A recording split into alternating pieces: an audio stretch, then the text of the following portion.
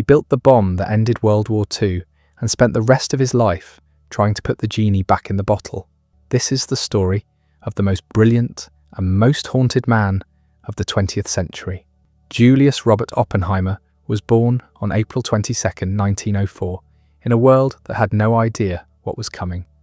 His father, Julius Oppenheimer, had arrived in New York from Germany 17 years earlier with nothing. By the time Robert was born, Julius owned a successful textile importing business and had married Ella Friedman, a painter from Baltimore, whose family had been in America for generations. They lived in a spacious apartment on Riverside Drive, overlooking the Hudson River, surrounded by art that would have seemed impossibly expensive to the immigrants who'd stepped off the boat with empty pockets. Robert was a strange child from the beginning.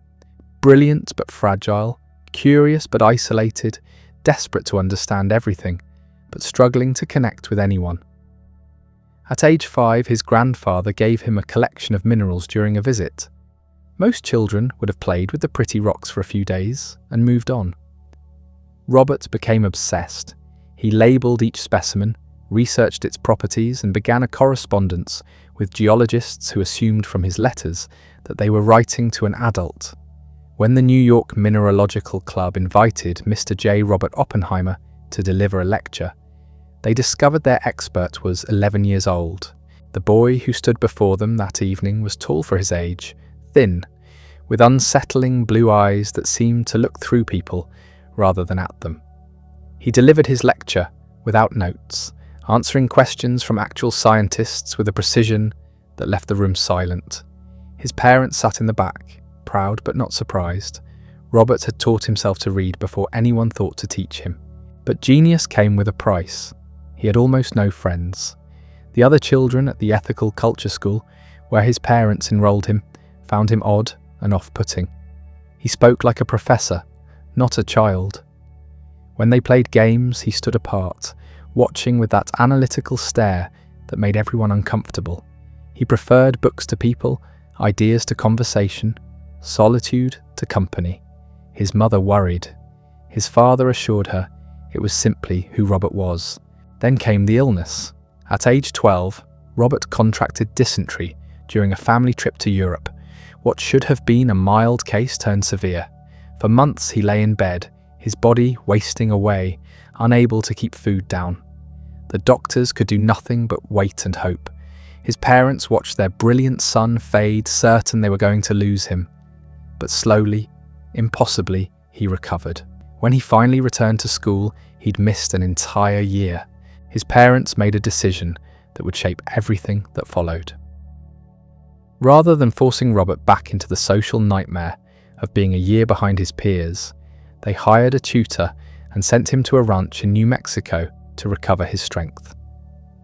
The place was called Los Pinos, and it sat in the Sangre de Cristo Mountains near the town of Los Alamos. Robert arrived pale, weak, barely able to ride a horse. The ranch's owner, a former teacher named Catherine Page, took one look at the fragile boy from New York and set about rebuilding him. She put him on a horse every day, despite his protests. She made him hike in the mountains until his legs shook. She forced him to sleep outside under stars so bright they seemed unreal to a city boy. And slowly, Robert transformed. His body grew strong. His cheeks gained colour. The mountains entered his blood in a way that would never leave. But the transformation went deeper than physical. Here in the wilderness, surrounded by vast empty spaces and ancient rocks, Robert discovered something he'd never found in New York. Peace. The constant noise in his brilliant, tortured mind quieted when he was on a horse climbing a mountain trail. The crushing awareness of being different, of being strange, of being alone in crowds faded when he was actually alone under an endless sky. New Mexico became his sanctuary. Years later, when he needed a location for the most important and terrible project in human history, he would choose these mountains. He returned to New York changed. Still brilliant, still odd, but harder now, less fragile. He completed his final year of high school in a single year, graduating at the top of his class. Harvard accepted him immediately. He was 18 years old and already fluent in Greek, Latin, French, and German. He'd read the Bhagavad Gita in Sanskrit. He could recite poetry in multiple languages. He knew more about mineralogy than most graduate students, and he had absolutely no idea what to do with any of it.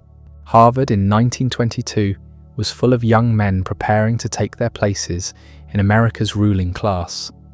Robert was not one of them.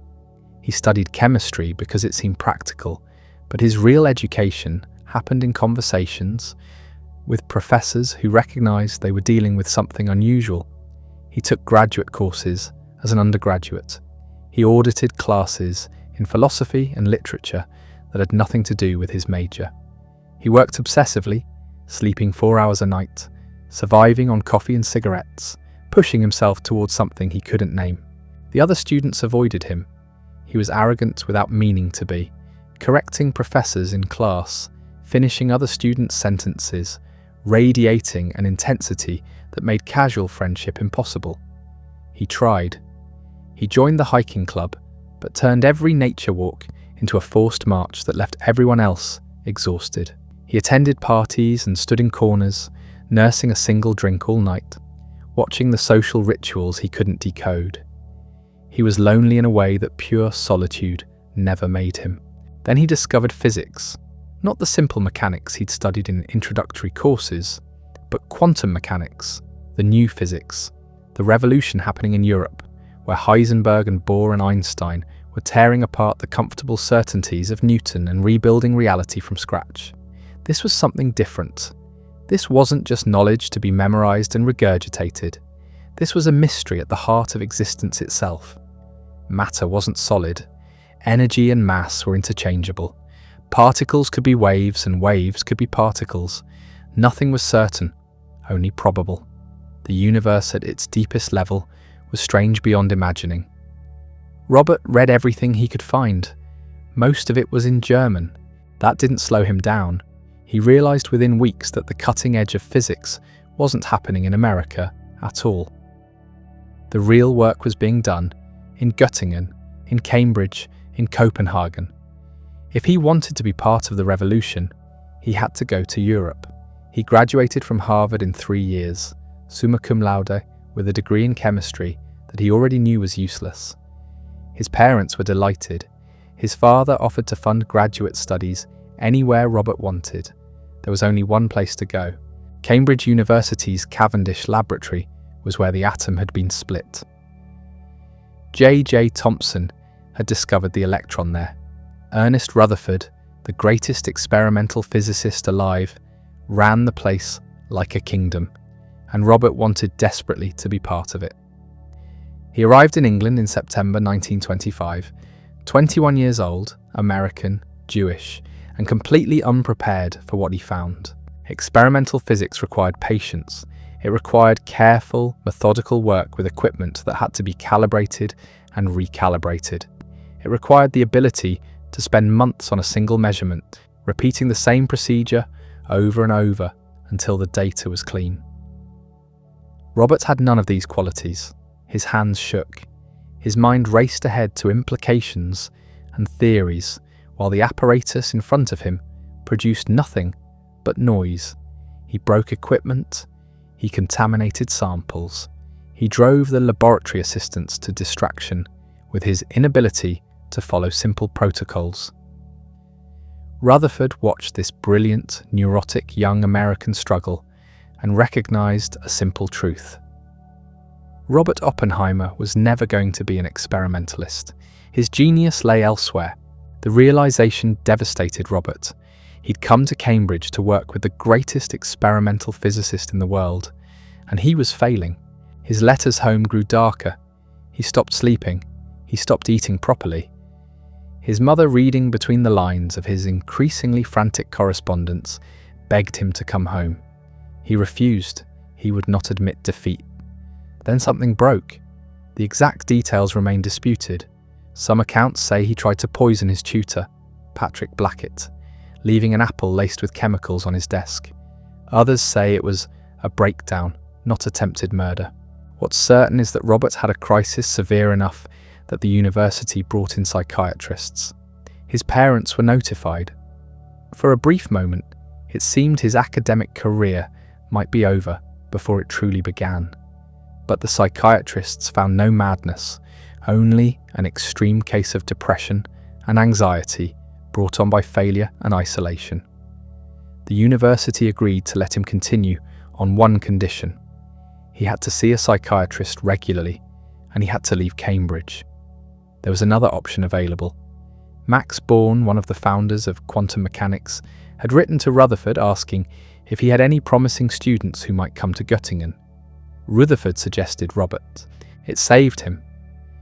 Göttingen in 1926 was the centre of the quantum revolution. Born was there. Werner Heisenberg was developing his uncertainty principle down the hall.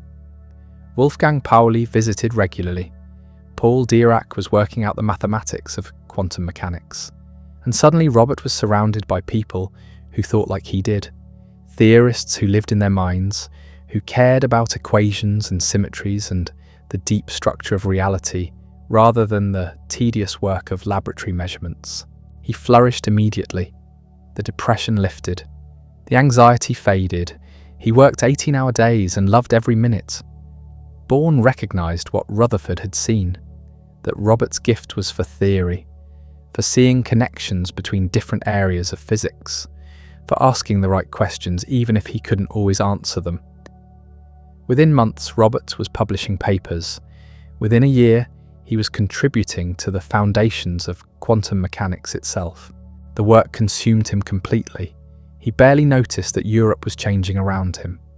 In Germany, the economy was collapsing. Inflation had destroyed the middle class. Unemployment was rampant. And in the beer halls of Munich, a failed artist named Adolf Hitler was building a political movement based on rage and resentment and the promise to make Germany great again. Robert didn't pay attention to politics. Politics was the world of ordinary people with ordinary concerns. He lived in the world of ideas. He completed his doctorate in 1927, just 2 years after arriving in Europe. His thesis on quantum mechanics was brilliant, though years later he would dismiss it as minor work. Max Born offered him a position as his assistant. Robert declined. Other offers came from across Europe. He declined them all. America was finally building real physics programs, and Robert wanted to be part of that. He wanted to bring the quantum revolution home. 2 universities made offers, Caltech in California and Berkeley. Robert couldn't choose, so he didn't. He accepted both positions, agreeing to split his time between them. It was an unusual arrangement, but the universities were desperate for someone who'd trained with Born and worked alongside Heisenberg. They would take Robert on whatever terms he demanded. He returned to America in 1929, 25 years old, carrying with him the knowledge that would reshape physics in the United States. He had no way of knowing that within 16 years, that knowledge would be used to build weapons that would kill hundreds of thousands of people in an instant. He had no way of knowing that the mountains of New Mexico, where he'd recovered his health as a boy, would become the birthplace of the atomic age. He had no way of knowing that his name would become synonymous with both human genius and human horror. But that was all waiting in a future that seemed impossibly distant.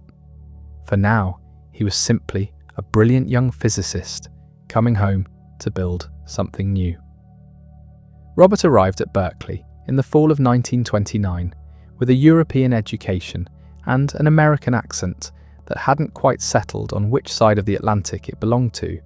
He was 25 years old, impossibly thin, chain-smoking, and spoke in long, winding sentences that his students would later describe as beautiful and utterly confusing. The physics department at Berkeley was small, underfunded, and years behind the European centres. Robert changed that almost overnight. He didn't just teach physics, he created physicists. His first seminar attracted exactly 1 student. By the second year, he had a dozen. Within 5 years, Berkeley had become one of the premier centres for theoretical physics in the world, and Robert's students were spreading across America. carrying with them not just knowledge, but a way of thinking. He was a strange teacher. He chain-smoked through lectures, pacing back and forth, sometimes writing equations on the blackboard with one hand while gesturing wildly with the other. He would stop mid-sentence, stare into space for 30 seconds, then resume as if nothing had happened. Students learned to wait. The pauses meant he was thinking, and what came after was usually worth the silence. He expected everything from them. He assigned impossibly difficult problems and seemed genuinely confused when students struggled. The work was obvious to him, so why wasn't it obvious to everyone? But he also gave them something rare. He treated them as colleagues, as people whose ideas mattered, as future leaders of their field, rather than apprentices learning at the feet of a master. The seminars became legendary. Robert would arrive late, apologize profusely, then launch into a discussion that ranged across physics, poetry, philosophy, and politics. He might start with quantum electrodynamics and end up quoting T.S. Eliot. Students who came for physics left with an education in how to think about everything. His personal life remained chaotic. He rented a small apartment near campus and filled it with books. Sanskrit texts sat beside quantum mechanics papers, poetry collections mixed with physical review journals. He read constantly, voraciously, in multiple languages. He could quote the Bhagavad Gita from memory and did frequently, often at dinner parties where his friends wished he would just discuss the weather. Women found him fascinating and frustrating in equal measure. He was charming, brilliant, completely self-absorbed. He would focus his entire attention on someone for an evening, making them feel like the most interesting person in the world, then forget their name the next day. Several relationships began with intensity and ended with confusion. He didn't seem to understand what people wanted from him beyond intellectual conversation. Money meant nothing. His salary from Berkeley and Caltech was substantial, but he gave most of it away. Students who couldn't afford textbooks would find anonymous checks in their mailboxes. Colleagues struggling financially would receive unexpected loans that were never mentioned again. He dressed badly, ate irregularly, and seemed genuinely unaware that other people noticed or cared about such things. But the work was everything. Through the early 1930s, Robert published paper after paper, each one pushing at the boundaries of what was known. He worked on quantum theory, on cosmic rays, on the behavior of electrons in magnetic fields. He didn't specialize. He ranged across the entire landscape of theoretical physics, looking for problems that interested him and solutions that satisfied his aesthetic sense. Yes, aesthetic. He talked about physics the way others talked about art. An equation could be beautiful or ugly. A theory could be elegant or clumsy. The goal wasn't just to be correct, but to be correct in a way that revealed some deeper truth about the structure of reality. His students absorbed this approach. They learned to care not just about getting the right answer, but about getting it in the right way.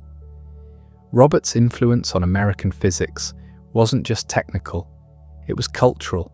He taught a generation of physicists to think about their work as something more than problem solving, as a way of engaging with the fundamental nature of the universe. Berkeley in the 1930s was isolated from the gathering storms in Europe.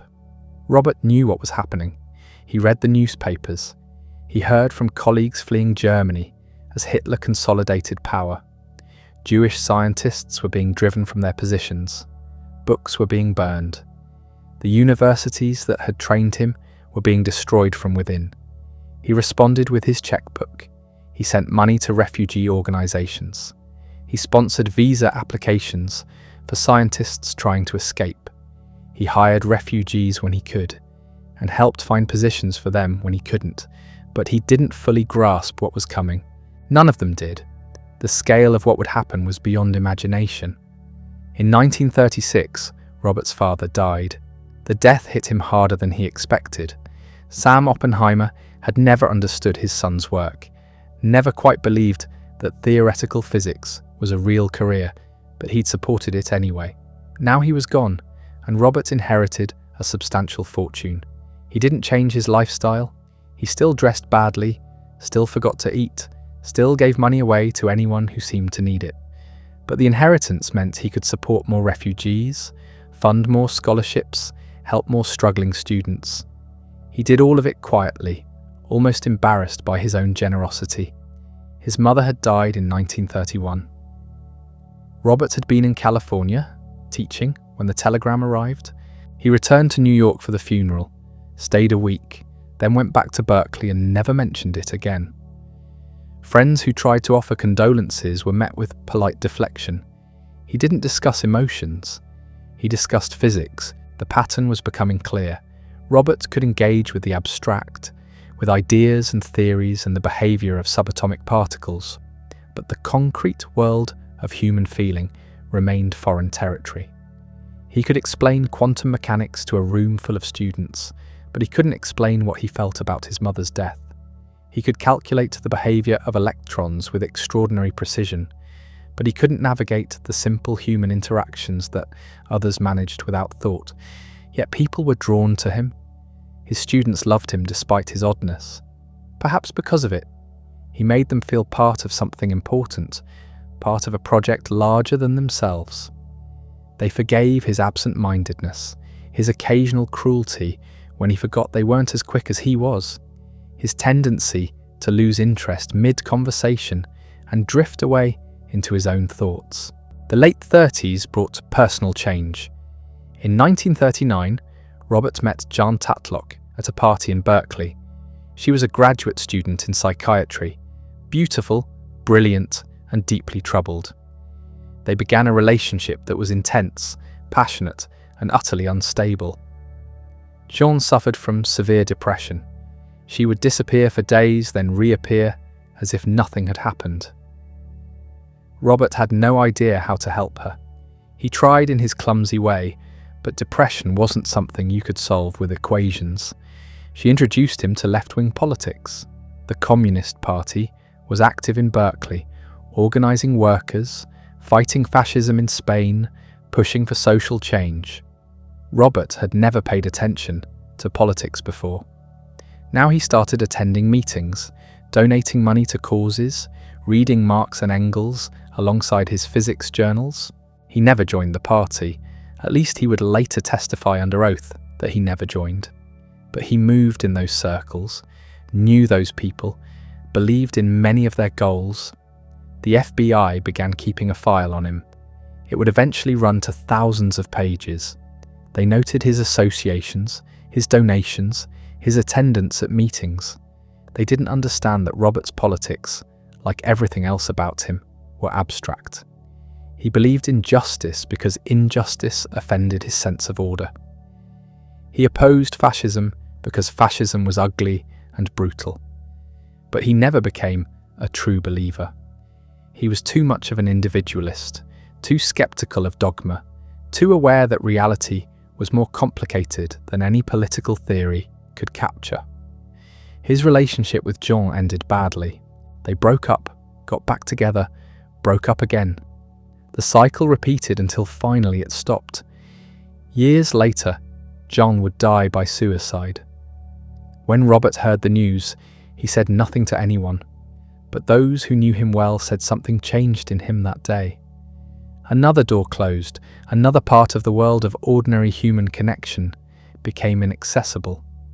In 1940, Robert met Catherine Puning Harrison at a party. She went by Kitty. She was married at the time, not for the first time. She'd been married to a young communist who died fighting in Spain. Then she'd married quickly again, to a British doctor. That marriage was falling apart when she met Robert. They began an affair. 6 months later, she was divorced and pregnant. They married in 1940. Their son Peter was born in 1941. A daughter, Catherine, would follow in 1944. The marriage was complicated from the start. Kitty drank too much. Robert was absent, even when he was present, his mind always elsewhere. But they stayed together, bound by something neither of them could quite articulate. Perhaps it was simply that they were both outsiders, both people who didn't quite fit into the normal patterns of human life. Robert's life seemed settled into a pattern. Half the year at Berkeley, half at Caltech, teaching, research, students, papers. The work continued, the influence grew. American physics was coming into its own, and Robert was one of the architects of that transformation. He had brought European sophistication to American energy and created something new. Then Pearl Harbor happened, December 7th, 1941. Suddenly everything changed. The United States was at war, and war meant physics was no longer an abstract pursuit. It was a weapon. The government began recruiting scientists for war work: radar, sonar, proximity fuses, code breaking. Physics could win or lose the war, and everyone knew it. Robert wanted to contribute. He visited the radiation laboratory at MIT, where physicists were developing radar systems. He offered his services. They politely declined. Radar was experimental physics, and Robert was a theorist. They needed people who could build things, not people who could think about them. He returned to California frustrated. The world was at war, and he was still just teaching. But in Washington, in offices Robert knew nothing about, conversations were happening. Conversations about uranium, about fission, about the possibility of a bomb unlike anything the world had ever seen. A bomb based on physics, on theory, on precisely the kind of abstract thinking that Robert did better than almost anyone alive. The British had done calculations. They thought it might be possible, not just possible, maybe even practical. A few kilograms of uranium-235, properly arranged, could explode with the force of thousands of tons of conventional explosives. One bomb could destroy an entire city. If Germany developed such a weapon first, the war was over. Britain would fall, Europe would be lost, everything would be lost. The Americans needed to try. They needed the best physicists they could find. They needed people who understood neutron cross-sections and critical mass and chain reactions. They needed theorists who could calculate what would happen when you brought together enough fissile material in the right configuration. They needed Robert Oppenheimer. They just didn't know it yet. And Robert, teaching his seminars in Berkeley, discussing quantum mechanics and cosmic rays and the poetry of John Donne, had no idea that his entire life had been preparation for something that was about to begin, something that would consume him completely, something that would make him the most famous scientist in the world and then destroy him. But that was still ahead. For now, in early 1942, he was simply waiting, though he didn't know what he was waiting for. The call would come soon enough. The call came from Arthur Compton in the spring of 1942. Compton was a Nobel laureate, a physicist Robert respected, and he was now coordinating something called the Metallurgical Laboratory at the University of Chicago. The name was deliberately misleading. They weren't studying metallurgy. They were trying to build an atomic bomb. Compton wanted Robert to take charge of the theoretical work, the fast neutron calculations, the critical mass estimates, the question of whether a bomb was actually possible, and if so, how to build it. Robert said yes immediately. This was what he'd been waiting for without knowing it, a problem that required pure thought, abstract calculation, the kind of physics he did best, but also a problem that mattered. That could change the outcome of the war. That could save lives or end them on a scale previously unimaginable. He threw himself into the work with an intensity that surprised even those who knew him. He assembled a team: Hans Bethe, Edward Teller, Emil Konopinski, Robert Serber, the best theoretical minds he could find. They met in Berkeley in a seminar room that quickly became too small for the expanding calculations. The question they were trying to answer was deceptively simple. How much uranium-235 would you need to make a bomb? The answer depended on neutron cross-sections, on the speed of the chain reaction, on how quickly neutrons would escape versus how quickly they would cause new fissions. Robert organized the work like he organized his seminars. He pushed people. He synthesized. He saw connections others missed. When someone got stuck on a calculation, Robert would appear at their shoulder, suggest a different approach, sketch an equation on the blackboard, and somehow the path forward would become clear. But there was a problem. They were scattered. Berkeley, Chicago, Princeton, Columbia. Physicists working on different pieces of the puzzle in different cities, communicating by letter and occasional phone calls. It was inefficient, slow, dangerous in wartime when Germany might be working on the same problem. The army had taken over the project by then. They called it the Manhattan Engineer District. General Leslie Groves was in charge, a career officer who had just finished building the Pentagon and had no patience for academic dithering. Groves was not a scientist, he was a builder. He thought in terms of schedules and budgets and getting things done. He looked at the scattered physicists and saw chaos. What they needed was a laboratory, one place where everyone could work together, where theorists and experimentalists could talk to each other every day, where the work could be coordinated, focused, accelerated. But where? It had to be isolated for security, far from cities where German saboteurs might operate, far from curious eyes somewhere in the American interior where thousands of people could work in secret. Groves started looking at sites.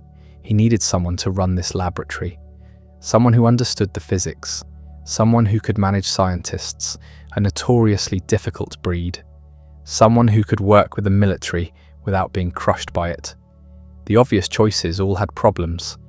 Ernest Lawrence was too valuable at Berkeley running the cyclotron project. Compton was already managing Chicago. The European refugees Fermi, Beth, Szilard were brilliant but foreign-born, which made the security people nervous. Then someone mentioned Robert Oppenheimer. Groves was skeptical at first. Robert had never won a Nobel Prize. He'd never managed anything larger than a research group. He had no administrative experience. And his background, his politics, the people he'd associated with in the 30s, all of that made him a security risk. But Groves was a practical man. He met with Robert in October 1942 and immediately recognized something that the Nobel Committee had missed.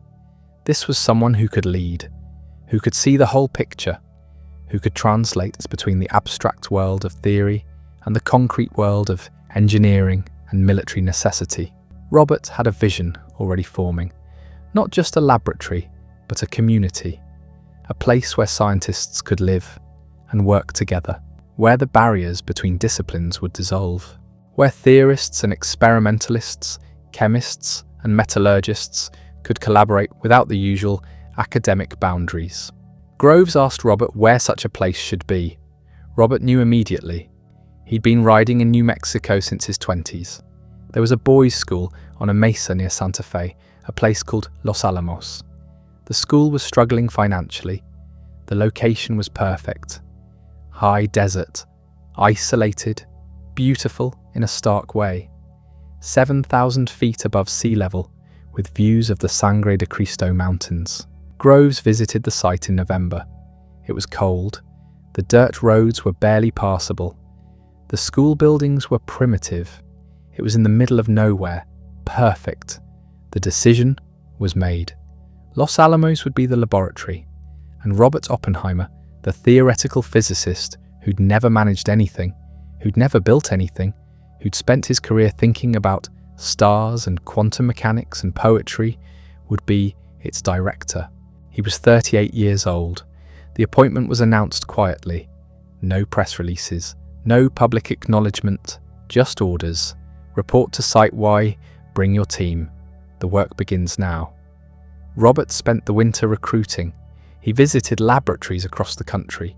He talked to the best physicists he knew. Come to New Mexico. I can't tell you exactly what we'll be doing. I can tell you it's important. I can tell you it will end the war. I can tell you you'll be working with the best people in the field. Trust me. Remarkably, they came. Hans Bethe left Cornell. Richard Feynman, just 24 years old, agreed to come. Robert's Berkeley students, the ones he'd trained through the 30s, followed him without question. Europeans who'd fled Hitler, scientists who'd lost everything, saw a chance to strike back. By spring of 1943, people were arriving in Santa Fe. They were met by military personnel who drove them up the winding road to the mesa. Many brought families, children, wives who had no idea what their husbands would be doing. They arrived to find construction still underway. Mud, temporary housing, a sense of improvisation bordering on chaos. Robert was everywhere at once, meeting with Groves about budgets, discussing neutron calculations with Beth, solving housing problems, mediating disputes between scientists and military security, setting up a school for the children, organizing seminars. The laboratory took shape around him, not despite the chaos but through it. Robert had a gift for this that no one had suspected. He could hold the entire project in his mind. He knew what every group was working on. He could see how the pieces fit together. When someone got stuck, he would appear, ask a few questions, suggest a connection they hadn't seen. He worked 18-hour days. He smoked constantly. He lost weight he didn't have to lose. He drank coffee and martinis and barely slept. Kitty was there with the children, but Robert was absent even when he was present. His mind was always at the lab. The problem they were trying to solve had become clearer. There were two possible approaches. The first used uranium-235. The second used plutonium, a new element that didn't exist in nature, created in reactors by bombarding uranium-238 with neutrons. Both materials would work in theory. Bring enough of them together fast enough, and you'd get a chain reaction. But how much was enough? And how fast was fast enough? These weren't abstract questions anymore. They needed numbers, precise calculations that would determine whether the bomb would work or whether they were wasting their time and the country's resources. Robert organized the theoretical division. He put Bethy in charge. They calculated neutron cross-sections. They modeled chain reactions. They estimated critical masses. The numbers kept changing as new data came in from experiments. Meanwhile, the experimental divisions were trying to figure out how to actually build the thing. You couldn't just pile up uranium in a heap. You needed to assemble it precisely. Fast. Before the chain reaction started prematurely and blew the bomb apart before it could fully explode. Two designs emerged. For the uranium bomb, they would use a gun, shoot one piece of uranium into another piece using conventional explosives. Simple, probably reliable. They called it Little Boy. For the plutonium bomb, the gun design wouldn't work. Plutonium fissioned too quickly. You needed something faster, more symmetrical. They would use implosion. Surround a sphere of plutonium with conventional explosives arranged in a precise pattern. Detonate them all at once. The shockwave would compress the plutonium, increasing its density, making it supercritical. Implosion was elegant in theory. In practice, it was extraordinarily difficult. You needed the shockwave to be perfectly symmetrical. Any asymmetry and the plutonium would squirt out the side instead of compressing. It required precision that had never been achieved with explosives before. Robert assigned that problem to a group of specialists, explosives experts, mathematicians, engineers. They started testing, blowing up metal spheres and measuring the results with high-speed cameras, trying to understand the physics of shockwaves well enough to control them. The work accelerated through 1943 and into 1944. More people arrived. The laboratory grew. Housing was expanded. Machine shops were built. The mesa that had been empty was now a small city, a secret city that didn't appear on maps, where mail was censored and phone calls monitored, and everyone used code names for materials and processes. People called it the Hill, or the Project, or sometimes just Y. They lived behind fences with guards at the gates. They couldn't tell their families what they were doing. They couldn't leave without permission. They worked 6 days a week, sometimes 7. The pressure was constant. Robert held it together. He had a gift for morale that was almost mysterious. He knew everyone's name. He remembered their work. He attended the parties, he listened to the complaints. When people were ready to quit, he would talk to them, and somehow they would stay. But the strain was visible. His weight dropped below 130 pounds. His cough worsened. He chain-smoked Chesterfields. He drank too much. Kitty was drinking too much too. Their marriage was fracturing under the pressure, and there were security investigations. The FBI was watching Robert. They'd found out about his past associations, the communist friends, Jean Tatlock, his brother Frank's party membership. They compiled reports. They recommended against his security clearance. Groves overruled them every time. We need him. The project needs him. Without Oppenheimer, this doesn't work. By early 1945, they were ready to test. Not the uranium bomb. That design was simple enough that they were confident it would work. But the plutonium implosion device needed to be tested. Too much uncertainty. Too much precision required.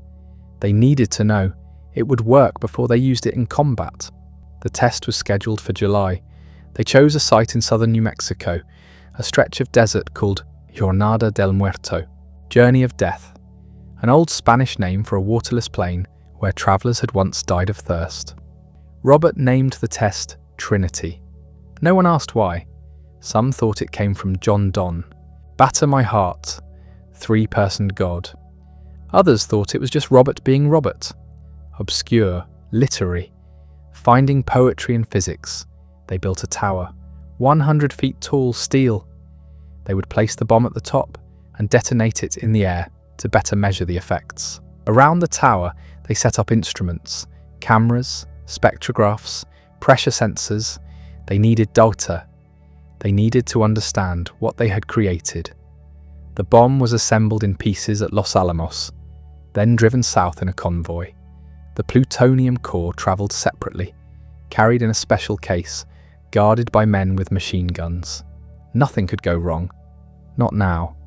Not after 3 years of work. Robert drove down with a small team. They arrived at the base camp in the desert heat. The test was scheduled for July 16th before dawn.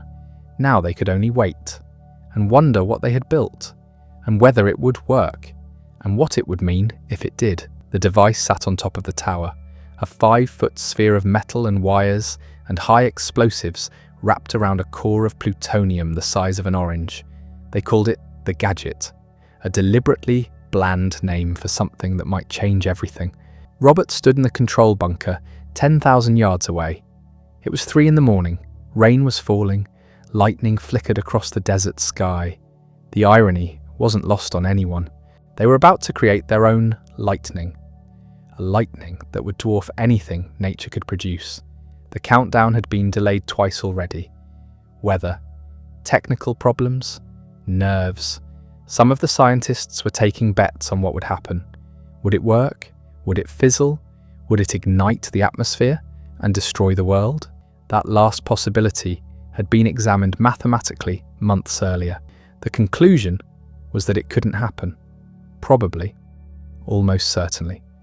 But not quite certainly enough to stop people from worrying about it in the hours before dawn. Enrico Fermi was running a side bet on the yield. How many tons of TNT equivalent? He was taking odds, making calculations on a scrap of paper. His way of managing anxiety was to turn it into numbers. Others weren't managing well at all. One physicist was vomiting behind a jeep. Another was praying. Several had simply gone silent, staring at the tower in the distance, waiting. Robert wasn't sleeping. He hadn't slept in days. His eyes were red-rimmed. His hands shook slightly. He smoked one cigarette after another, chain-lit, the ash falling on his rumpled clothes. Someone offered him coffee. He drank it without tasting it. At 5:30, the rain stopped. The sky began to clear. The test director, Kenneth Bainbridge, made the call. We proceed. The final countdown began. 20 minutes, then 10. The base camps were evacuated to observation points miles away. Everyone was given welding goggles, dark glass to protect their eyes. Don't look directly at it, they were told. It could blind you. Robert lay on the ground, face down, feet toward the tower, the protocol they'd established. At -45 seconds, the automatic sequence began. Switches closing, circuits completing, no turning back now. Samuel Allison's voice came over the loudspeaker, counting down, 10, 9, 8. His voice was steady, but you could hear the tension underneath. 7, 6, 5. Robert's fists clenched. 4, 3, 2, 1, 0. For a fraction of a second, nothing. Then the world turned white. Not bright, white. A whiteness that erased everything. The desert, the mountains, the sky. All of it gone in a light that seemed to come from everywhere and nowhere. A light that had no source because it was the source. Pure, total, absolute. The light lasted longer than anyone expected. 2 seconds, 3. An eternity of white and silent, completely silent. The shockwave hadn't arrived yet. Just this terrible burning light expanding outward at the speed of light itself. Then colour began to emerge.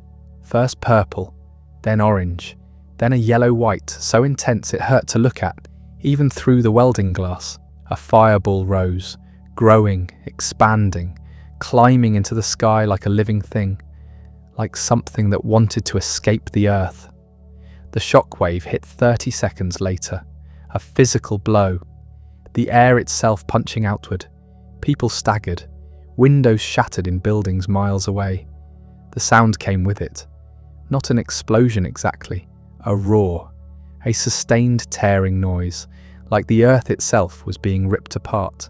The fireball kept rising, changing colours as it climbed, orange to red to purple to grey, and then the shape emerged, the shape that would become iconic, the mushroom cloud, boiling upwards, 40,000 feet, higher, still climbing.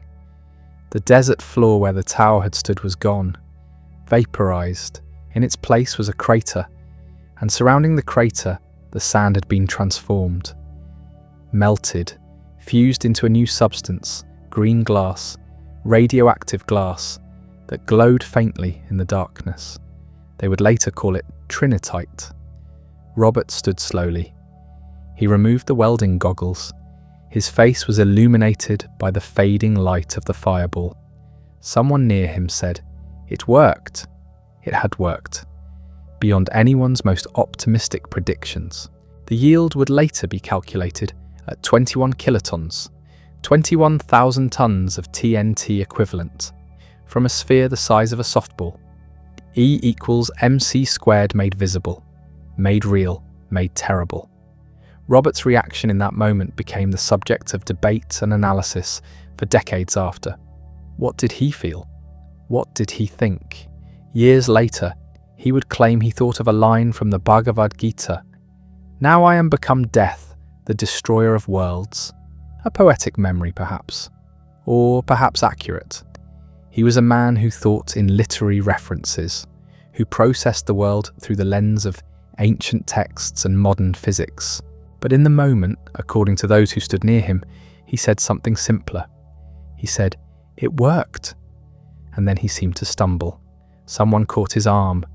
His legs had gone weak, the adrenaline draining away, leaving only exhaustion and something else, something harder to name. Kenneth Bainbridge walked up to him. Bainbridge's face was grim.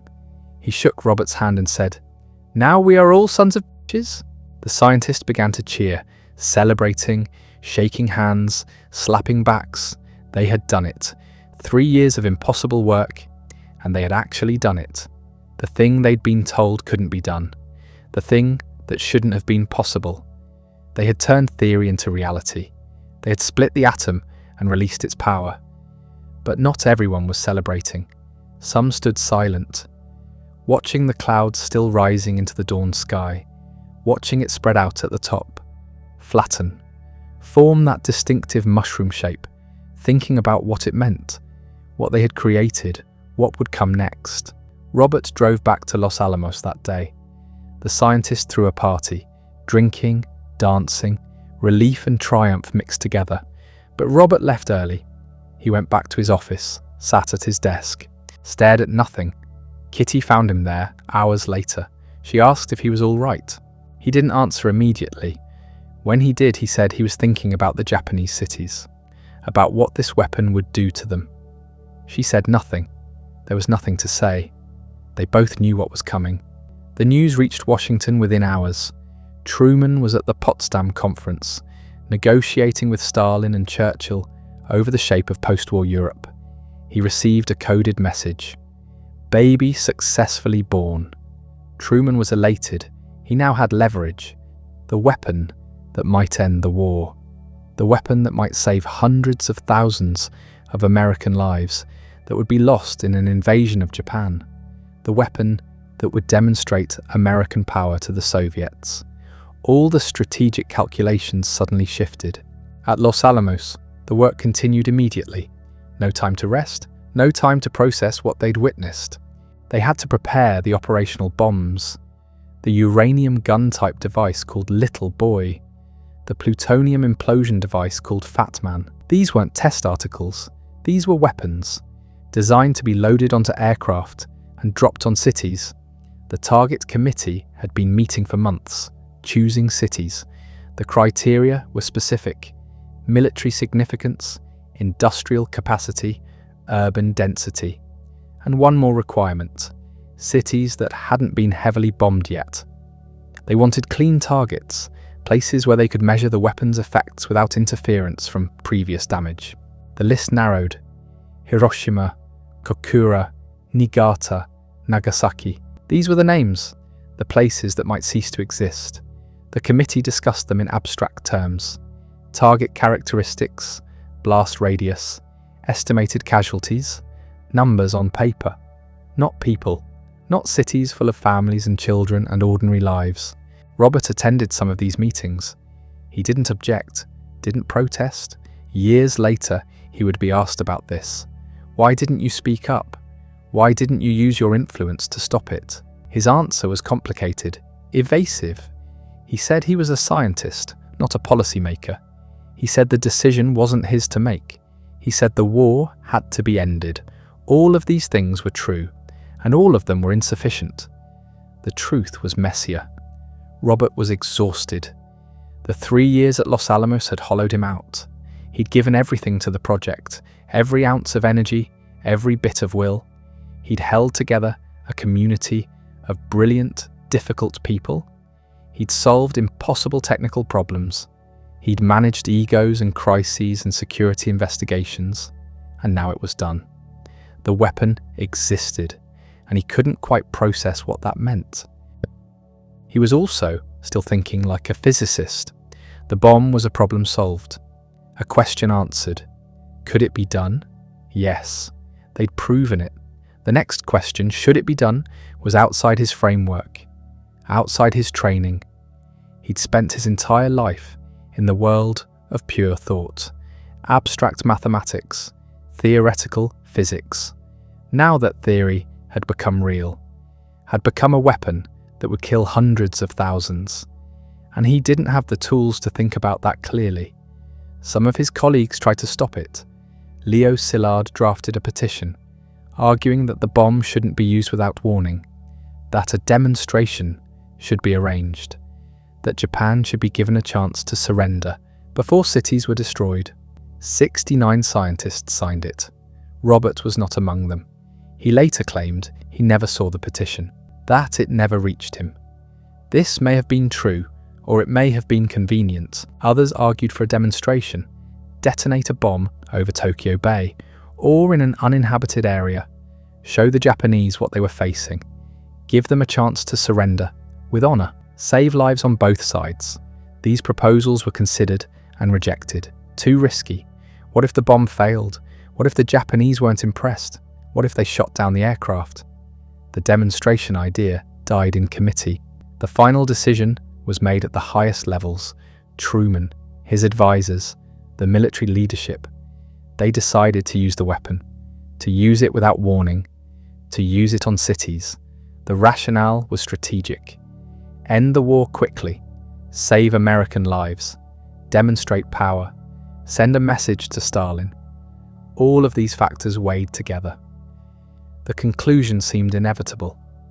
Use the bomb. Little Boy was loaded onto a B-29 called Enola Gay, named after the pilot's mother. The irony of that name would echo through history. A mother's name on the aircraft that would kill tens of thousands of mothers and children. The plane took off from Tinian Island on August 6th. The target was Hiroshima. The weather was clear, perfect conditions. At 8:15 in the morning, the bomb fell. 43 seconds later, it detonated. The flash was visible for miles. The fireball consumed everything within a half-mile radius. Buildings vaporized. People vaporized. Shadows burned into walls where human beings had stood. The shockwave flattened everything for miles. Fires broke out across the city. A firestorm developed. Winds of hurricane force sucking everything into the center. People trying to escape were pulled back into the flames. The final death toll would never be precisely known. 70,000 immediately. Perhaps 80,000. By the end of the year, 140,000. Many more in the years that followed. Radiation sickness, cancers, genetic damage passed to children not yet born. The news reached Los Alamos hours later. The scientists gathered. Some cheered, some were quiet. Robert made a speech, brief, triumphant. He said they had done their duty, that the war would end soon, that American lives had been saved. He didn't mention Japanese lives. He didn't mention the civilians, the children, the hospitals. He focused on the success, the technical achievement. The bomb had worked exactly as designed. 3 days later, they dropped the second bomb, Fat Man, on Nagasaki. The original target had been Kokura, but clouds obscured it. So they went to the secondary target, 40,000 dead immediately, perhaps 70,000 by year's end. Another city destroyed, another population traumatized, another success for physics. Japan surrendered on August 15th. The war was over. The scientists had won. They had built the weapon that ended the most destructive war in human history. They had saved countless American lives. They had demonstrated the power of science. They had proven that theory could be transformed into reality. They had succeeded beyond anyone's expectations, and Robert Oppenheimer began to understand what he had done. The celebrations at Los Alamos lasted exactly one night, then silence. The scientists who had worked 18-hour days for years suddenly had nothing to do. The mission was complete. The weapon had worked. The war was over. And now what? They wandered the compound like ghosts. Some packed their belongings, others sat in their offices staring at blank walls. The sense of purpose that had driven them evaporated overnight. They had been racing against time, against Germany, against failure. Now there was no race, just aftermath. Robert felt it more acutely than most. He had been the centre, the sun around which everything orbited. Now the project was ending. The laboratory would be dismantled. The scientists would scatter. His role would change. His purpose would shift. And something else gnawed at him. Something he couldn't quite articulate. A growing discomfort with what they had built. He gave a speech to the staff in August. His voice was different. The triumphant tone from the day after Hiroshima was gone. He told them that physicists had known sin, that they had created something terrible, that the world would never be the same. Some in the audience were confused. Weren't they supposed to be proud? Hadn't they ended the war, saved lives? Why this sudden melancholy? But Robert had seen the photographs. The reconnaissance planes had returned with images of Hiroshima, of Nagasaki. The devastation was total, complete. Nothing remained. Just rubble and ash and shadows burned into concrete. He had imagined it abstractly. Numbers, calculations, blast radii. Now he saw it concretely. A city full of people reduced to nothing in an instant. The nightmares began. He would wake in the middle of the night, sweating, heart racing.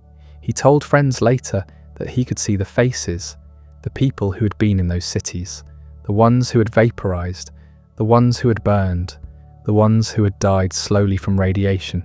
He couldn't stop seeing them. In October, he met with President Truman. The meeting was brief, awkward. Robert told the president that physicists felt they had blood on their hands. Truman was not sympathetic. He told Robert that the blood was on his hands, that he, Truman, had made the decision, that the scientists had simply built what they were asked to build. After Robert left, Truman reportedly told an aide that he never wanted to see that crybaby scientist again. The label stuck, crybaby. It spread through Washington. The man who had led the greatest weapons project in history was now seen as weak, emotional, unreliable. He had built the bomb and then complained about it. This didn't sit well with the military establishment or with the politicians who were already planning the next phase. The Cold War was beginning.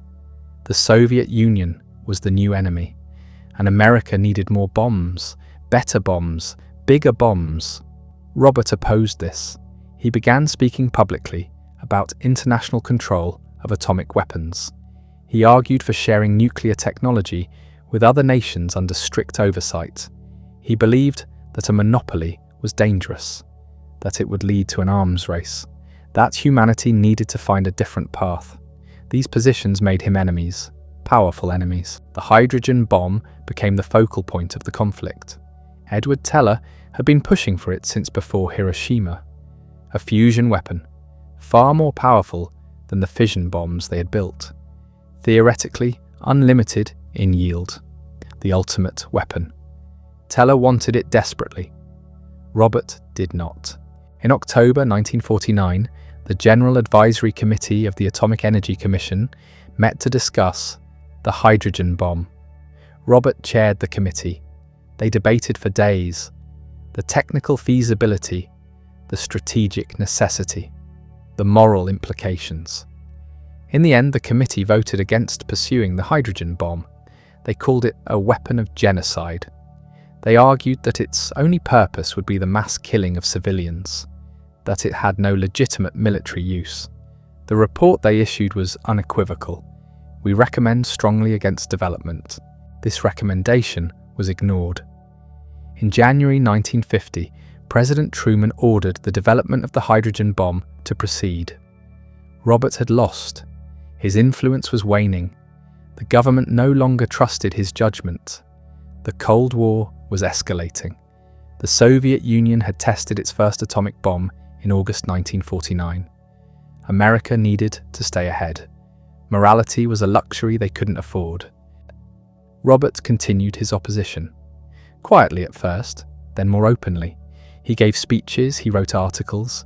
He argued that the arms race was madness, that building bigger and bigger weapons would only make everyone less safe, that humanity needed to step back from the brink.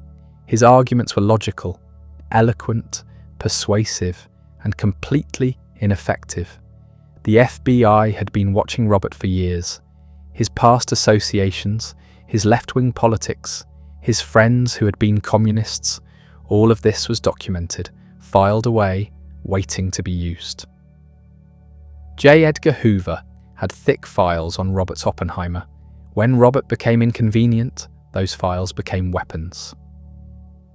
In November 1953, William Borden, former executive director of the Joint Committee on Atomic Energy, sent a letter to the FBI.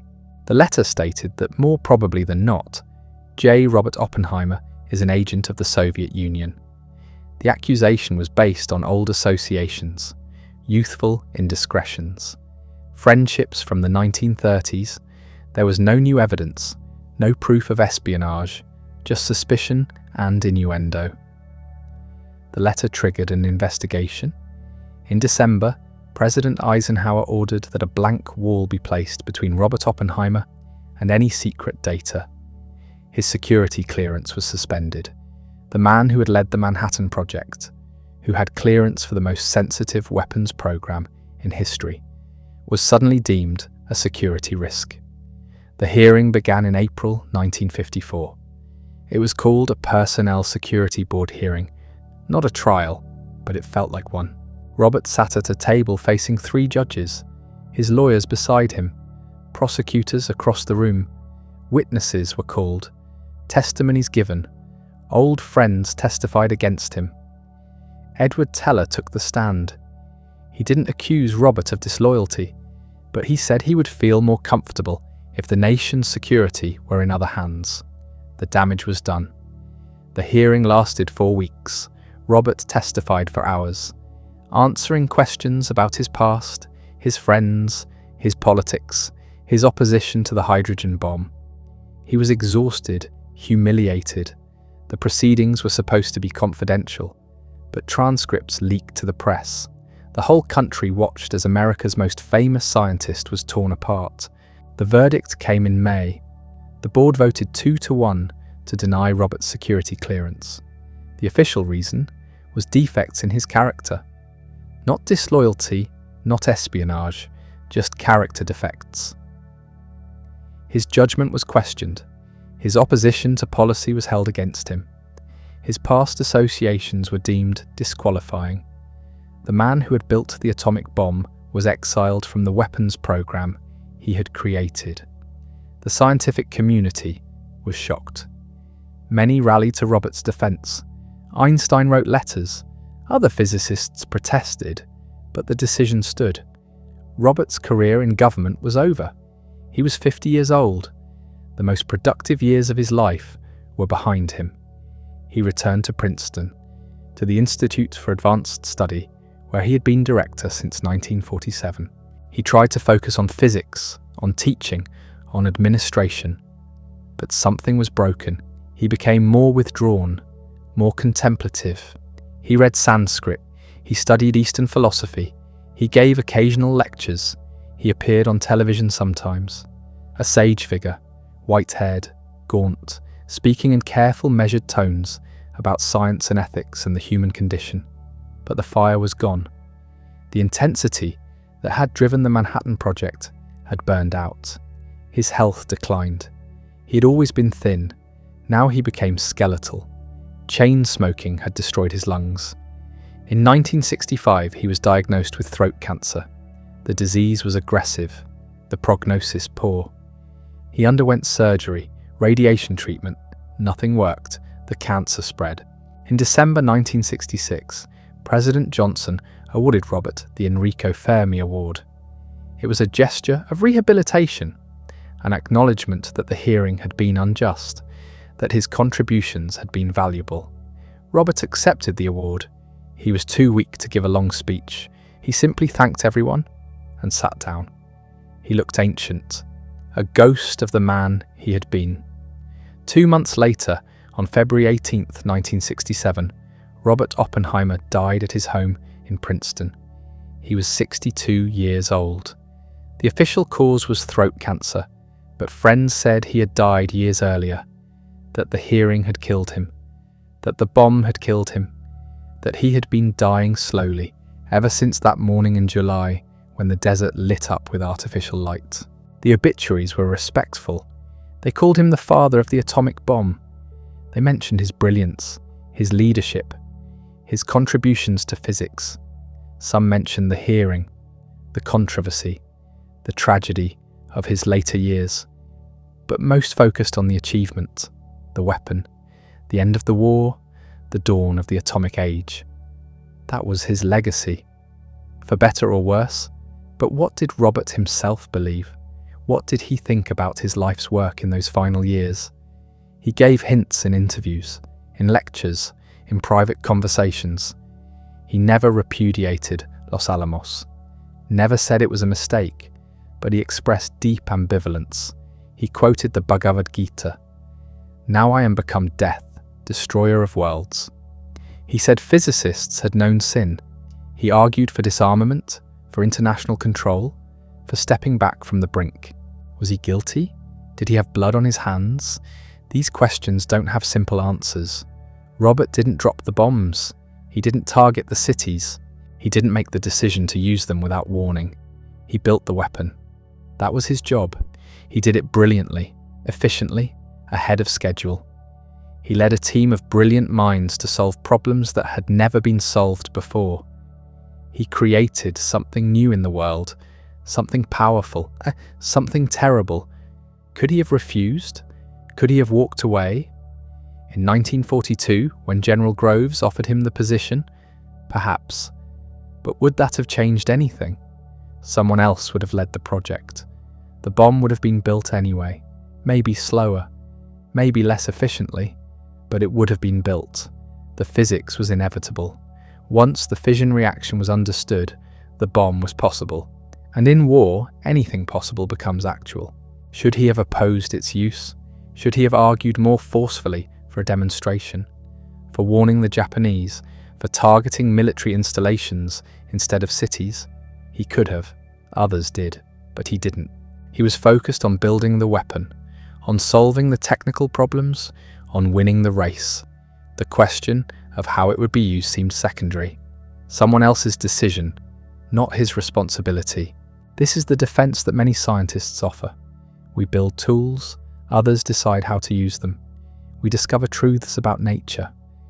What society does with those truths is not our concern. It's a clean division, comfortable. But is it honest? Can the builder of a weapon claim innocence about its use, especially when the weapon has only one purpose? Robert struggled with this, visibly, publicly. He never found peace with it. The nightmares continued. The guilt remained. He spent the last 20 years of his life trying to undo what he had done, not the bomb itself. That couldn't be undone. But the arms race, the proliferation, the madness of mutually assured destruction. He argued, he wrote, he testified, he tried to turn the tide. He failed. The hydrogen bomb was built, tested in 1952, far more powerful than the Hiroshima bomb. Then came bigger bombs, more bombs, missiles to deliver them, submarines, bombers, silos buried in the ground, an entire infrastructure of destruction. The Soviet Union built their own, Britain, France, China. Eventually, 9 countries would have nuclear weapons, thousands of warheads, enough to destroy civilization many times over. Robert had opened Pandora's box. He knew it. Everyone knew it. The question was whether humanity could learn to live with what had been unleashed, whether wisdom could catch up with knowledge, whether we could control the power we had discovered. 7 decades later, we still don't know the answer. The trial began in April 1954. Behind closed doors, no jury, just a panel of 3 men appointed by the Atomic Energy Commission. Their job was to determine whether Robert Oppenheimer was a security risk, whether he could be trusted with America's nuclear secrets. The charges were vague: his past communist associations, his opposition to the hydrogen bomb, his contacts with foreigners, his character, his judgment, his loyalty. The hearing lasted 4 weeks. 40 witnesses testified. The transcripts ran to 3,000 pages. Robert's entire life was dissected. Every friendship, every conversation, every political view he had ever expressed. His brother Frank testified. His former students, his colleagues from Los Alamos, some defended him, others did not. Edward Teller took the stand, the father of the hydrogen bomb, a man Robert had known for decades. Teller was asked whether he considered Oppenheimer a security risk. He paused, then said, "In a great number of cases, I have seen Dr. Oppenheimer act in a way which for me was exceedingly hard to understand. I would feel personally more secure if public matters would rest in other hands." Not a direct accusation, but damaging, perhaps fatal. Robert sat through the testimony, day after day, watching his life reduced to suspicions and innuendos, his achievements ignored, his wartime service forgotten. Only the doubts remained. The verdict came in late May, 2-1 against him. His security clearance was revoked. He was no longer trusted to work on classified projects, no longer welcome in the halls where nuclear policy was made. The stated reason was his opposition to the hydrogen bomb, his lack of enthusiasm for the weapon, his attempts to slow its development. This, the panel decided, showed questionable judgment. But everyone knew the real reason. Robert had become inconvenient. He asked difficult questions. He challenged the assumptions of the nuclear establishment. He reminded people of the moral costs of what they were doing. He had to be silenced. The scientific community was outraged. Letters poured in supporting Robert, protesting the verdict, calling it a political witch hunt. But nothing changed. The decision stood. Robert accepted it quietly. No appeals, no public protests. He simply withdrew, returned to Princeton, to his office at the Institute for Advanced Study, to a life of theoretical physics and quiet contemplation. He was 50 years old, the most famous scientist in America, and he had been cast out. The years that followed were difficult. Robert continued working, teaching, writing, but the fire was gone. The intensity that had driven him at Los Alamos, the brilliance that had solved problem after problem, it had dimmed. He grew thin, gaunt. He had always been slight. Now he looked skeletal. He smoked incessantly, 3 packs a day, sometimes more. The cough that had troubled him since his youth worsened. Kitty stood by him. She had always been loyal, fierce in her defense of her husband. But the strain showed. She drank more. Her temper sharpened. The marriage frayed. Their children suffered. Peter withdrew, struggled in school, struggled with his identity, struggled to live in the shadow of a father who had changed the world. Tony was younger, more resilient perhaps, but the damage was there. Robert rarely spoke about the hearing. When asked, he would deflect, change the subject, make a wry comment, but those close to him saw the wound, deep, still bleeding years later. In 1963, something shifted. John F. Kennedy had been elected president. A new generation was taking power, one that had not lived through the hysteria of the McCarthy era. That saw the treatment of Oppenheimer as an injustice. The Atomic Energy Commission decided to present Robert with the Enrico Fermi Award, the highest honor in nuclear science, a way of acknowledging what had been done to him, a partial rehabilitation. Lyndon Johnson, now president after Kennedy's assassination, would present the award personally, at a ceremony in Washington, in front of cameras, in front of the world. Robert attended. He was 59. He looked older, much older, but he wore a suit, stood straight, accepted the medal with dignity. Johnson spoke warmly, praised Robert's contributions, called him one of the great minds of the age. The words were meant to heal, to undo the damage of 1954. They didn't. Not really. The award didn't restore his clearance, didn't erase the verdict, didn't give back what had been taken, but it was something, an acknowledgement, a recognition that he had been wronged. Robert gave a brief speech, thanked the president, thanked his colleagues. He was gracious, eloquent, but there was no triumph in his voice, only weariness. He returned to Princeton, to his office, to his books. The award sat on a shelf, just another medal, another piece of history. 2 years later, the cough worsened. The doctors ran tests. The diagnosis was what everyone feared: cancer, throat cancer. From decades of smoking, the treatment was brutal. Radiation, chemotherapy. Robert endured it with the same stoicism he had shown at the hearing, without complaint, without self-pity. But the disease progressed. By 1966, he could barely speak. The voice that had lectured to packed halls, that had quoted poetry and Sanskrit, that had commanded Los Alamos, it was reduced to a whisper. He stopped working, stayed home. Kitty cared for him. Their children visited when they could. Friends came, sat with him, tried to make the final months bearable. Robert read, when he had the strength, physics papers, philosophy, poetry, the books that had sustained him his entire life.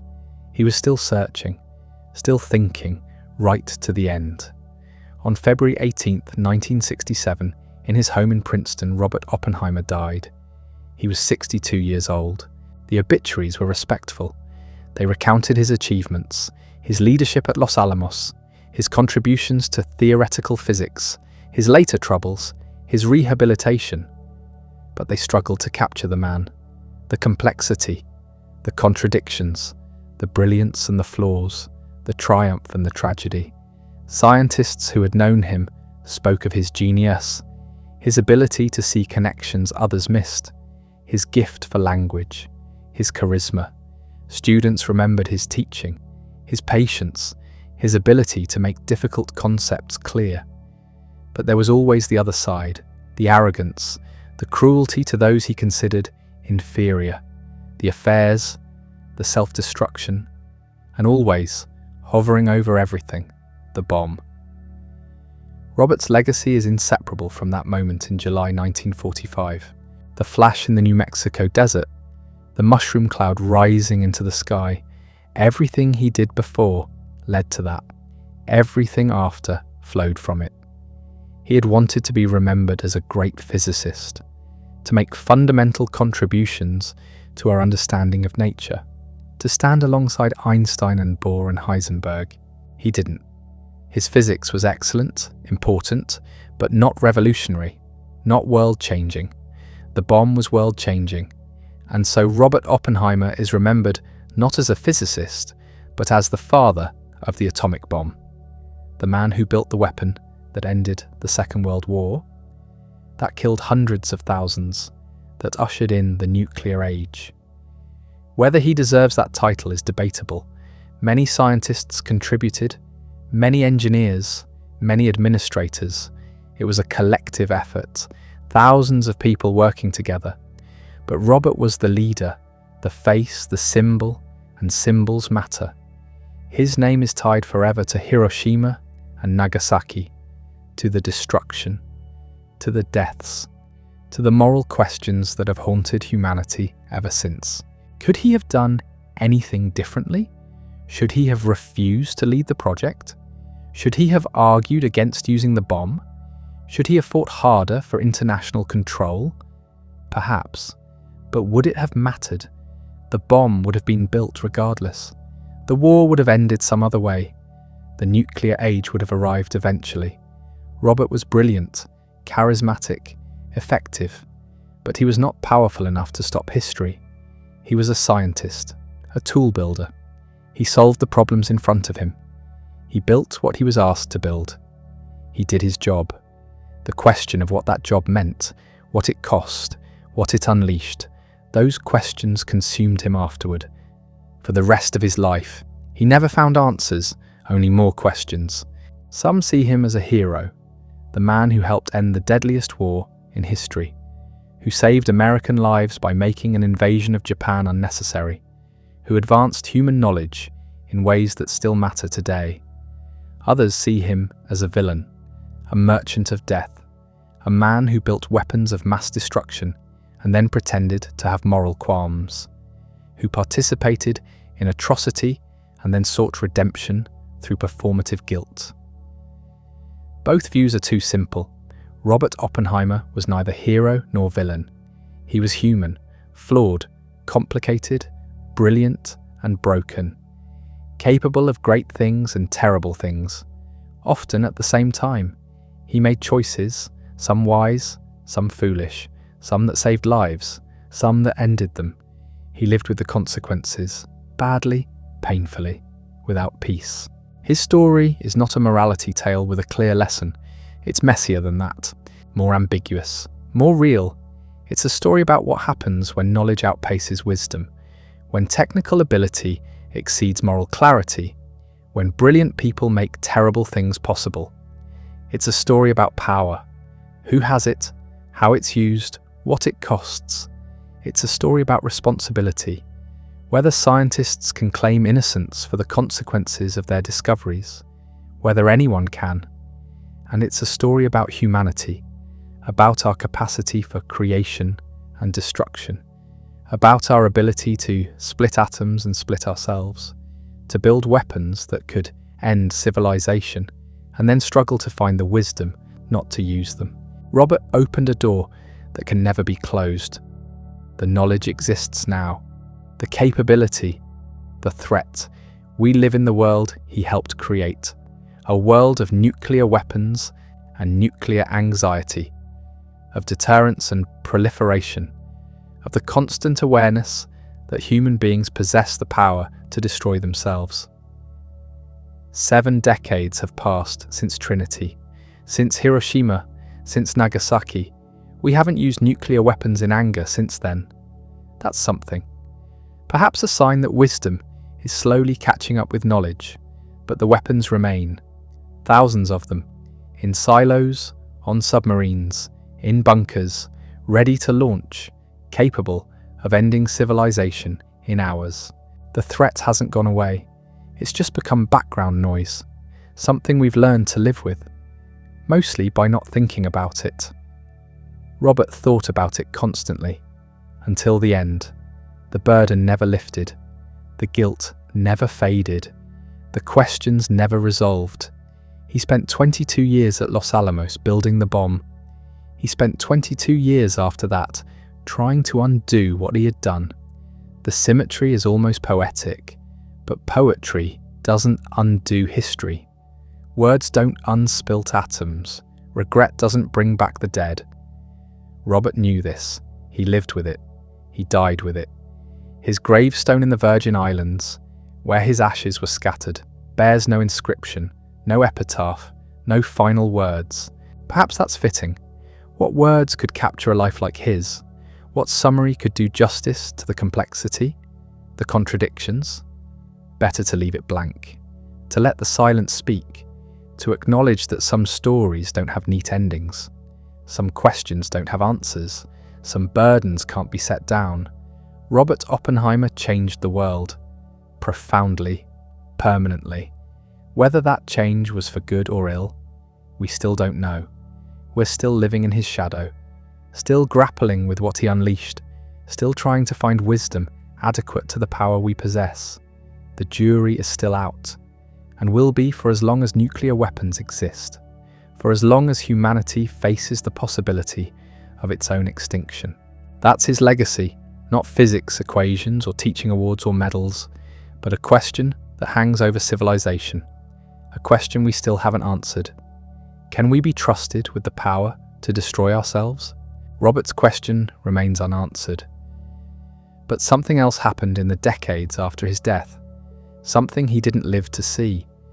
The scientists who witnessed Trinity, who built the bomb, who carried their own versions of Robert's burden, they began to die, one by one.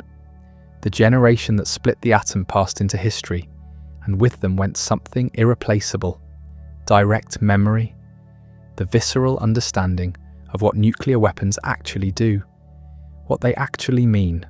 Robert knew. He'd seen the flash, felt the heat, watched the cloud rise. He'd walked through the ruins of Hiroshima.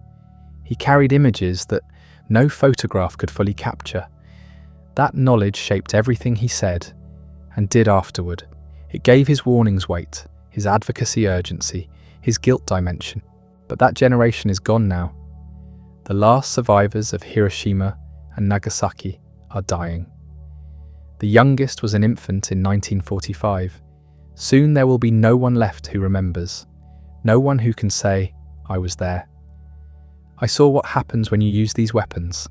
The knowledge becomes abstract, historical, something we read about rather than something we know. And abstraction is dangerous. It makes unthinkable things thinkable again. Robert understood this. In his final years, he watched as a new generation of strategists emerged, people who had never witnessed a nuclear explosion, who treated weapons as chess pieces, who calculated acceptable losses in millions, who spoke clinically about first strikes and counterforce and escalation dominance. They knew the physics, the yield calculations, the blast radii, but they didn't know what Robert knew.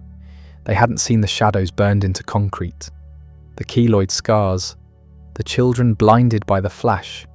They were playing with matches in a room full of gasoline, and they didn't even realize it.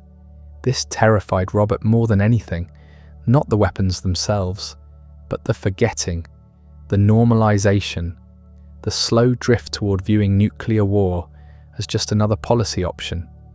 He'd spent 2 decades trying to prevent that drift, trying to keep the horror visible, immediate, undeniable.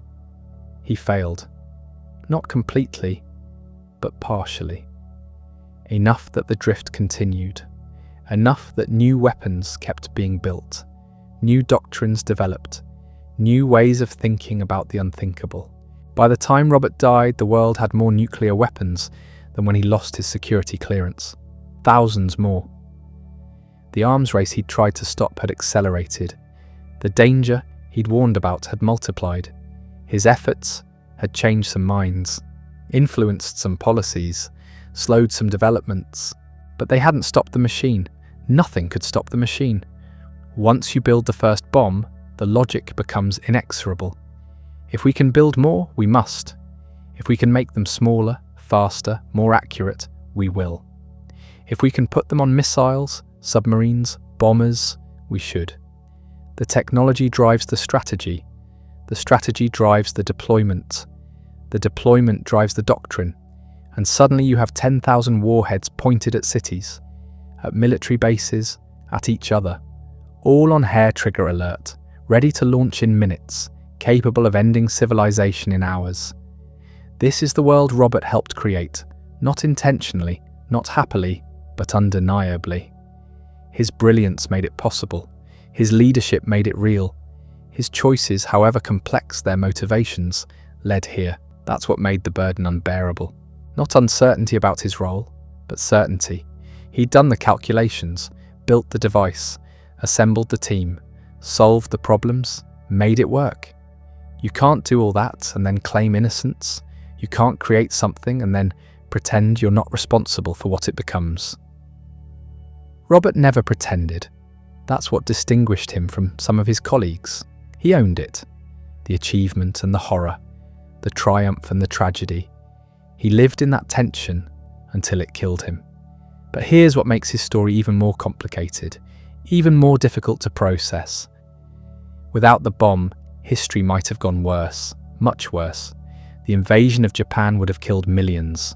Japanese civilians, American soldiers, Soviet troops if they'd joined the assault. The war might have dragged on for years. The casualties would have been staggering. The bomb ended it, quickly, brutally, but definitively. Then there's the question of the Soviets. If America hadn't developed nuclear weapons, Stalin would have. Eventually.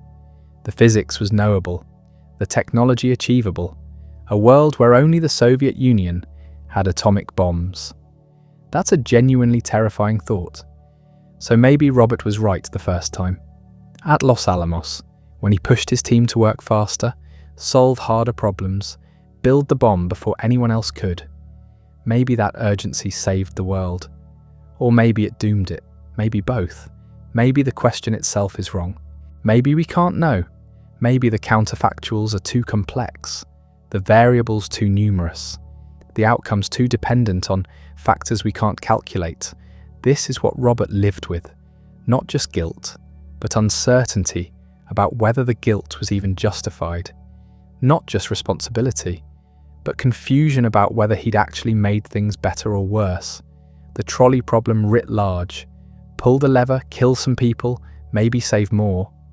Don't pull the lever, let events unfold, maybe doom everyone. Either way, blood on your hands. Either way, no certainty you made the right choice. Robert pulled the lever, then spent the rest of his life wondering if he should have. The wondering never stopped, right up until that final morning in Princeton, when his heart gave out and the questions finally fell silent. But they didn't disappear. They passed to us. We inherited them.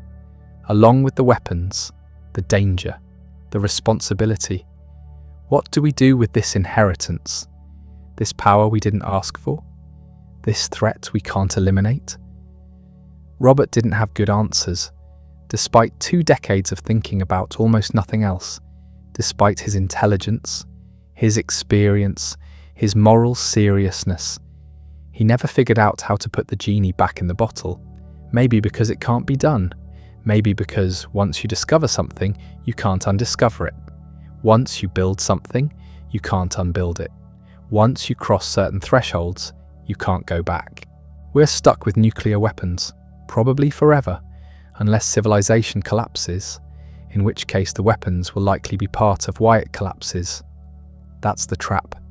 The paradox, the unsolvable problem. The weapons exist to prevent war, but their existence makes war more dangerous.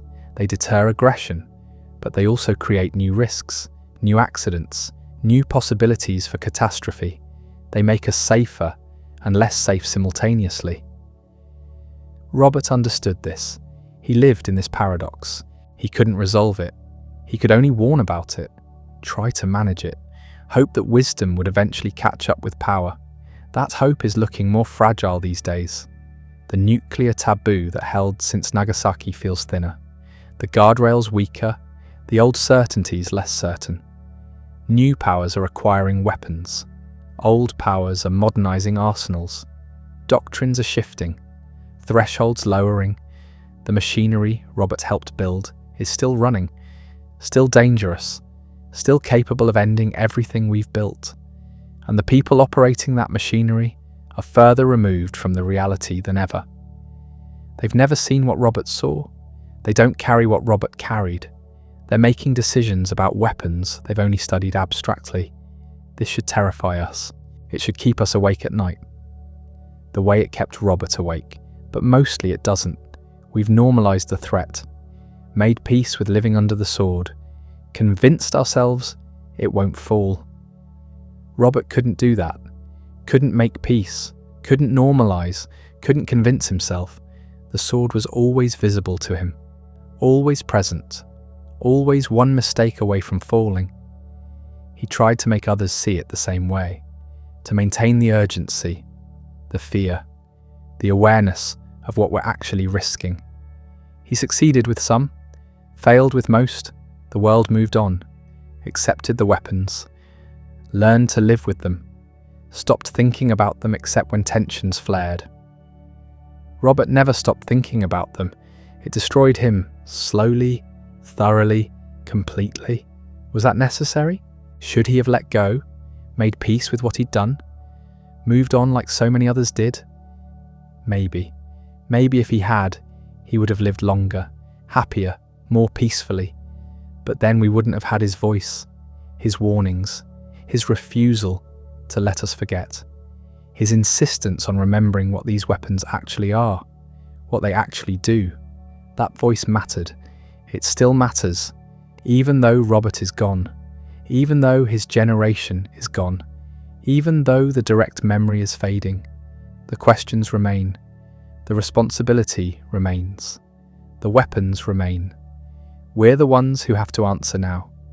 We're the ones who have to decide what to do with this inheritance, this power, this danger. Robert can't help us anymore. He did what he could, built what he built, warned what he warned, carried what he carried. Now it's our turn, our burden, our choice. The jury isn't still out. We are the jury, and the verdict we reach won't be delivered in a courtroom. It will be delivered in the actions we take, the policies we support, the risks we accept, the future we build. Robert Oppenheimer changed the world. Whether that change was for good or ill, we're still deciding. With every choice we make about these weapons, every decision about their use, their numbers, their role, we're writing the answer to his question. Can we be trusted with the power to destroy ourselves? Robert didn't know. He hoped, he doubted, he feared, he died without certainty. We don't have that luxury. We have to choose, and the choice we make will determine whether Robert's legacy is salvation or doom, whether his brilliance saved civilization or ended it. The answer isn't written yet. We're writing it now, every day, with every decision, every policy, every moment we choose wisdom or folly. Robert's shadow is long. It covers all of us. We can't escape it, can't outrun it, can't pretend it isn't there.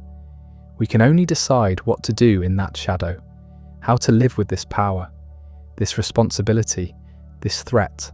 That's what Robert left us. Not just weapons, but a question. Not just danger, but a choice. Not just history, but a future still unwritten. The man who split the atom couldn't put it back together, but he taught us something, about responsibility, about consequences, about the weight of knowledge, about what it means to create something you can't control.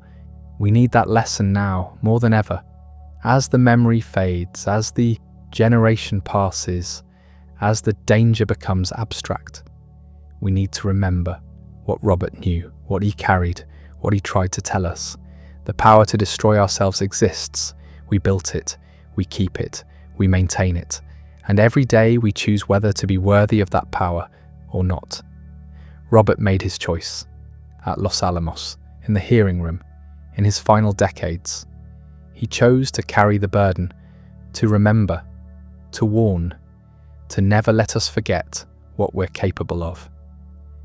Now we have to make ours. That choice defines everything. Whether we learn from Robert's story or ignore it, whether we remember what these weapons are or forget, whether we treat this power with the seriousness it demands or slide into comfortable denial. Robert couldn't give us answers. He tried. He spent 20 years searching for them, writing, speaking, testifying, arguing. He never found certainty, only deeper questions, only heavier burdens, only more reasons to worry. But maybe that's the point. Maybe certainty is the enemy. Maybe the moment we become certain about nuclear weapons, about our wisdom, about our control, that's when we're most dangerous. Robert's doubt kept him honest. His fear kept him careful. His guilt kept him aware. We need some of that doubt, some of that fear, some of that awareness. Not enough to paralyze us, but enough to keep us careful, enough to make us think before we act, enough to remind us what's actually at stake. The scientists at Los Alamos knew they were changing the world. They felt it. The weight of what they were building pressed on them constantly. Some handled it better than others. Some found ways to compartmentalize, to focus on the technical problems and ignore the implications.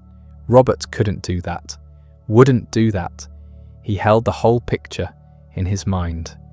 The physics and the consequences, the triumph and the horror, all of it at once. It nearly killed him. Actually, it did kill him. Not directly, but the stress, the smoking, the drinking, the sleepless nights, the constant weight of it, that killed him, slowly, over decades, until his body finally gave out and released him. Was it worth it? Did his suffering accomplish anything? Did his warnings matter? Did his example teach us anything? Hard to say.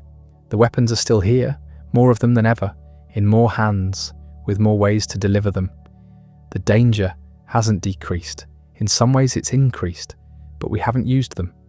Not since Nagasaki, 7 decades without a nuclear weapon detonated in anger. That's something. Maybe that's Robert's legacy. Not that he stopped the arms race. He didn't. But that he helped create a culture of restraint. A sense that these weapons are different, special. Not just bigger bombs, but something categorically distinct. Something that crosses a line that shouldn't be crossed. That culture is fragile. It depends on memory, on awareness, on people understanding what nuclear weapons actually do, what they actually mean. As the generation that witnessed Hiroshima dies, that understanding fades. The weapons become abstract. Numbers on spreadsheets, factors in calculations, tools of statecraft. Robert fought against that abstraction. He tried to keep the horror concrete, immediate, visceral. He showed people photographs, told them stories, described the shadows burned into walls, the children blinded by the flash, the slow death from radiation. He refused to let anyone forget what these weapons do to human beings. Some called it manipulation, emotional appeals instead of rational analysis. Maybe. But Robert believed that pure rationality about nuclear weapons was a kind of insanity, that you couldn't think clearly about them without understanding their human cost, that the numbers alone would lead you astray. He might have been right. The strategists who thought in pure abstractions came up with doctrines that were genuinely mad. Mutual assured destruction, acceptable losses in the tens of millions, scenarios where nuclear war became winnable if you struck first and struck hard enough. Robert looked at these calculations and saw delusion, the belief that you could control something fundamentally uncontrollable, that you could wage nuclear war rationally, that you could win. You can't win a nuclear war. That was Robert's fundamental insight. You can only lose less catastrophically than the other side. Maybe, if you're lucky. If everything goes according to plan. If none of the 1,000 things that could go wrong actually go wrong. The bet was insane. The stakes too high.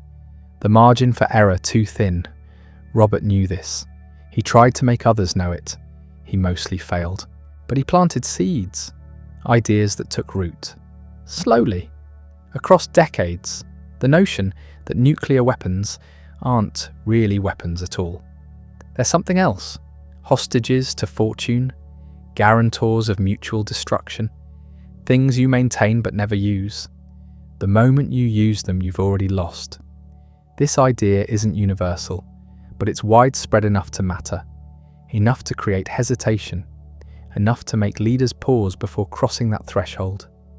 Enough perhaps to explain why we've made it 7 decades without another Hiroshima. If that's true, if that pause exists because of work Robert and others did, then maybe his suffering wasn't meaningless. Maybe his warnings mattered after all. Maybe he did manage to put some limits on the genie he helped release. Not back in the bottle. That's impossible. But at least constrained, controlled, kept from causing the worst damage it could cause. It's a thin hope, a fragile achievement, one that could evaporate tomorrow if the wrong person makes the wrong decision at the wrong moment. But it's something. It's what Robert died believing, that his work, his warnings, his example might help humanity survive its own power, that the long arc of history might bend toward wisdom. Eventually, if we work at it, if we stay vigilant, if we never forget what we're actually dealing with. The forgetting is what terrifies me, not the weapons themselves. Those are just objects, dangerous objects, but objects nonetheless. The real danger is in how we think about them, how we talk about them, how we let them fade into the background of consciousness, become normal, acceptable, just another fact of modern life. Robert never let them become normal. Not for himself, not if he could help it. For others, the weapons were always extraordinary to him, always monstrous, always unacceptable. He lived with them because he had no choice, because undoing them was impossible. But he never made peace with them, never accepted them as just how things are. That refusal cost him everything. His career, his reputation, his health, his peace of mind, everything. But it also preserved something important, a voice saying, this isn't normal, this isn't acceptable, this is an ongoing emergency that we're pretending isn't happening. That voice mattered. It still matters, even though Robert is gone, even though the emergency has become chronic, even though we've learned to live with the threat. We shouldn't be able to live with this threat. That's what Robert would say. The fact that we can, that we do, that we've normalized it, that's not adaptation. That's not resilience. That's forgetting. That's the slow drift toward catastrophe. We're like people living on the slopes of a volcano. It hasn't erupted in decades. So we build our houses, plant our gardens, raise our children, and convince ourselves it's dormant, it's safe, it won't happen, until it does.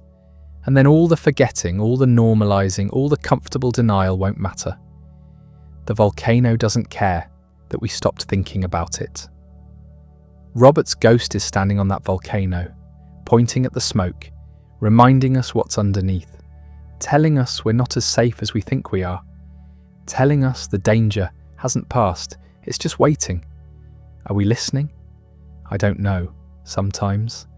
When tensions flare, when crises emerge, when we're reminded that the weapons still exist, still threaten, still wait, then we pay attention for a moment. Then we forget again. Robert never forgot. He couldn't. The bomb was always with him, in his dreams, in his waking thoughts, in every conversation about the future. He couldn't escape it, couldn't pretend it wasn't there, couldn't make it go away. We can, we do. We're very good at it, at compartmentalizing, at focusing on immediate concerns and ignoring distant threats, at living as if the weapons don't exist. Most days we succeed. We go about our lives, we make our plans, we think about tomorrow without thinking about the possibility that there might not be a tomorrow. Robert envied that ability, that selective blindness. He wished he could do it, but he couldn't. His eyes were permanently open. He'd seen too much, knew too much, carried too much. The weight never lifted, the burden never eased, the knowledge never faded. He died carrying it. And now we have to decide whether to pick it up, whether to remember what he knew, whether to maintain the vigilance he tried to pass on, or whether to let it all fade, let the memory dissolve, let the weapons become background noise, let the danger become normal. It's our choice. Robert made his. He chose to remember, to carry, to warn, to never let us forget.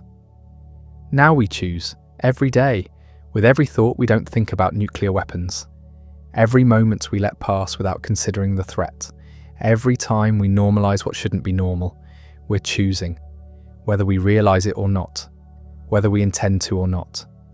We're deciding what kind of world we want to live in, what kind of risks we're willing to accept, what kind of future we're willing to build. Robert's question hangs over all of it. Can we be trusted with the power to destroy ourselves? He didn't know. He hoped we could. He feared we couldn't. He died without an answer. We're giving the answer now. Not with words, with actions, with choices, with the world we build and maintain and pass on. The verdict isn't in. It's being written. Every moment, every decision, every time we choose wisdom or folly. Robert's story doesn't have an ending, not really, because the story isn't about him. It's about us, about what we do with what he left us, about whether we learn from his example or repeat his mistakes, about whether his suffering teaches us anything or just becomes another historical footnote. That's up to us, all of us.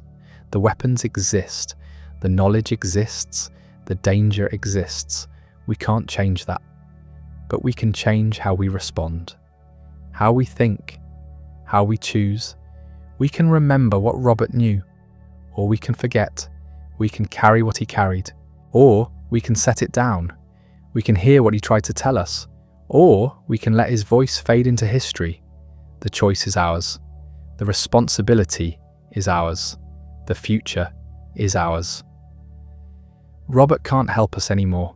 He did what he could. Now it's our turn.